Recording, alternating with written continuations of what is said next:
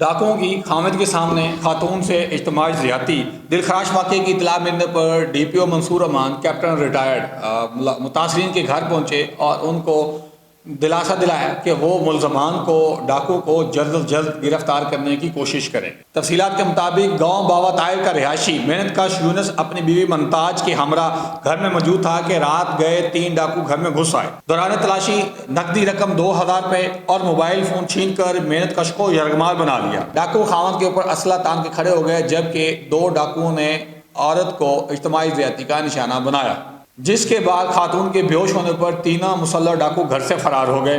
Police نے ڈکیٹی اور زنا بالجبر کا مقدمہ درج کر لیا۔ District police officer captain retired Mansoor Aman نے متاثرین کے گھر پہنچ کر ان کو یقین دہانی کرائی کہ وہ ملزمان کو جلد از جلد گرفتار کر کے ان کو کیفر کردار تک پہنچائیں گے۔ اسپیشل ٹیمیں تشکیل دیتے ہوئے کہا کہ ملزمان کو پکڑ کر عدالت سے سخت سزا دلوائیں گے۔ اب سوالات یہ پیدا ہوتے ہیں کہ رمضان شریف کے اندر ڈکیٹی کیوں کی گئی؟ اس کی تو سامنے سے صورتحال نظر آتی ہے کہ ملک کے اندر معاشی بدامنی ہے، بے روزگاری ہے، جس سے لوگوں نے آ کر ڈکیٹی کی۔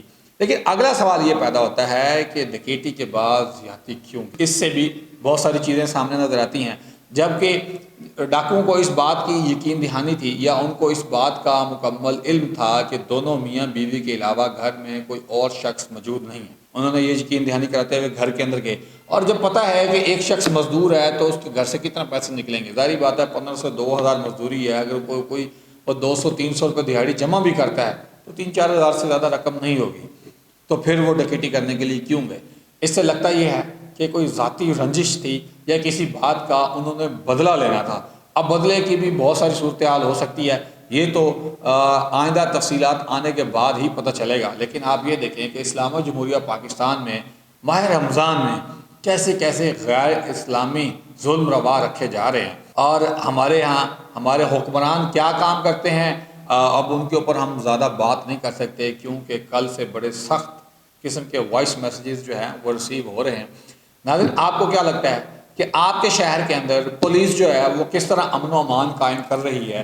اور یہ ابھی نیو ڈی پی او صاحب آئے ہیں، کیونکہ پہلے یہ ڈسٹرکٹ وہاڑی کے اندر ڈی پی او تھے، ابھی ٹرانسفر ہو کر اوکاڑا میں آئے ہیں، تو اوکاڑا کے اندر اس سے پہلے ڈی پی او کس طرح کی ذمہ داریاں سر انجام دے رہے تھے، اور جب سے کیپٹن منصور امان صاحب آئے ہیں تو تب سے امن و امان کی کیا صورتحال ہے؟